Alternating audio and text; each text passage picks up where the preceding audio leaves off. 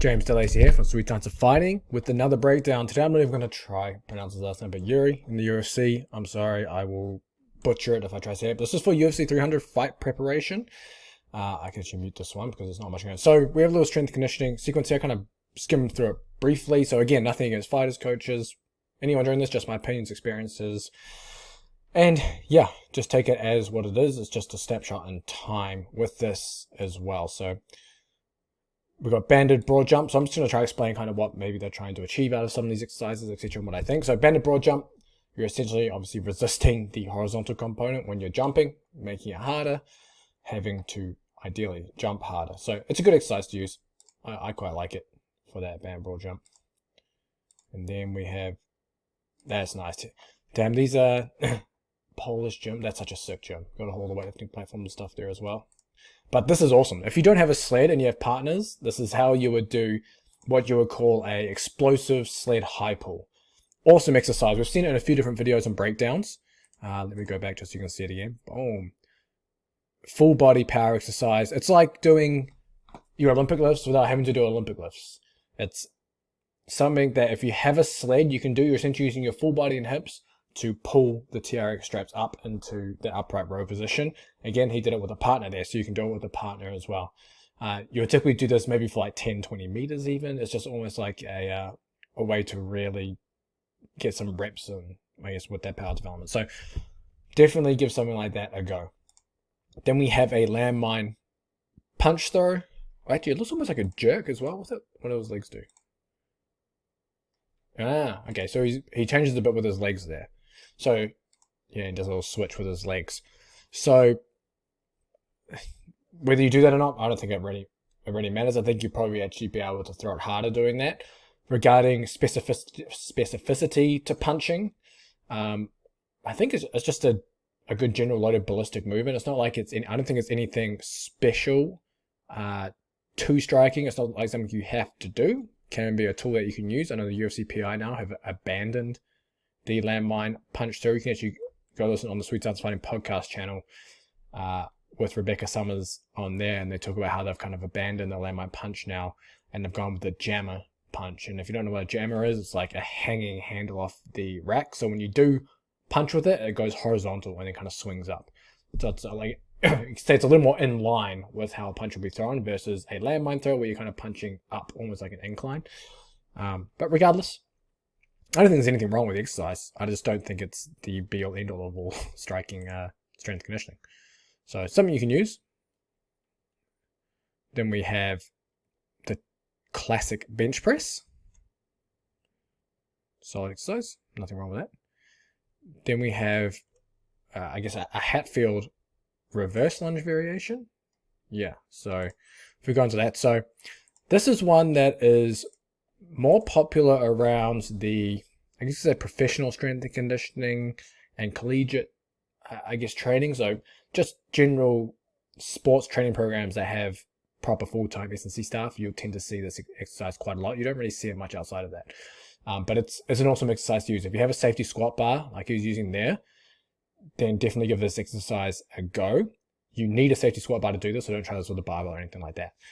But essentially you can do split squats, reverse lunges like he's doing while you're holding the uprights, or you can have handles to hold something in front of you, whatever it is. Essentially you're doing a hand-supported movement. And anecdotally, when you're doing hand-supported movements, it feels really damn good on the knees. So if you have any kind of knee pain, it's a modification that you can make. You can lift heavier loads. You're going super maximal a lot of the time when you're doing this because you have the added stability. Because you need to remember you've got your 2 points of contact on the floor. Depending on how wide you move your feet, that base of support can be wider for more stability. And then you're holding the rack for another 2 points of contact to make it even more stable. So you're able to lift heavier loads. So a very solid exercise to use. He's doing a reverse lunge style, which makes it a little more unstable, but I mean, you're holding onto the rack, so it's okay. And you can really load this exercise too. So it's a really good lower body variation for you to use. I've actually got the MMA strength conditioning blueprint that's down in the description. It should be the first comment as well. It's free. It's like a 40-page mini ebook that will run you through everything for your strength and conditioning for MMA. It covers science, programming, exercise selection, all that stuff. How to plan a training session, all of it. So check it out. It is down there. It is free. But I think that might be... Wait, no, there's more. there's more. I thought that was it. I had not seen this. Okay, what else we got going on? Okay. That's the same clip as before, I think. Oh, I think now he's just explaining it. Okay. We've got some more here. So, chin-ups. Yep. Kettlebell lifts. So it looks like it's kettlebell thruster. Oh, that looks really uneven. Really slanting on that right side. But regardless, this looks like it's almost like a circuit. Chin-ups and thrusters. Almost like a little conditioning thing. So he's elevated his heels here to help with the mobility. So if you struggle to get into a deeper squat position, you can elevate your heels. Wear weightlifting shoes as one option. Or just elevate your heels on something like this, or plates, or whatever it is another option. So essentially you remove the limiting factor, which is most of the time ankle mobility. And then if you don't have, sorry, some technical difficulties there, but just to carry on with this, if using something like this as a finisher, where you're doing kind of like chin-ups and thrusters, or choosing some kind of strength exercise in a circuit, I think you're better off with other modes of exercise where you're trying to really dial in and attack a specific adaptation, whether that's looking at the central function, so the heart, or peripheral or muscular, and that kind of falls across the intensity spectrum. Typically on the lower end, you're looking at more central or heart adaptation to be able to deliver more oxygen to the muscles. You're still going to get some peripheral adaptation from that for using that oxygen, but then on the higher end, you're typically going to target that muscular side where you're looking to use that oxygen. There's a really good podcast with Evan Pycon that is on the Sweet Science Fighting podcast channel. He runs through a lot of stuff there, plus with Andrew Usher. So make sure you check those out, as it goes into a lot of detail on that. But even if you're trying to do something, even if it's more, say, steady state cardio, long high intensity interval training, or other forms of lower intensity work to target that central function, you're probably better off doing exercises that you can really control the intensity on. So it could be something like your specific work, shadow boxing, shadow wrestling, whatever it is. It could be being on off-feed cardio equipment. It could be running. Those options are probably better for controlling that intensity. And then even on the higher end, when we're looking at, say, more sprint interval style, you cannot get those intensities and power outputs through doing exercises like these compared to something like a super maximal bike sprint, or other off-feed cardio equipment where you can really get that sprint going, like our air bike. You can use rowers and things and ski ergs, but the cadence isn't really high enough to make it really super maximal.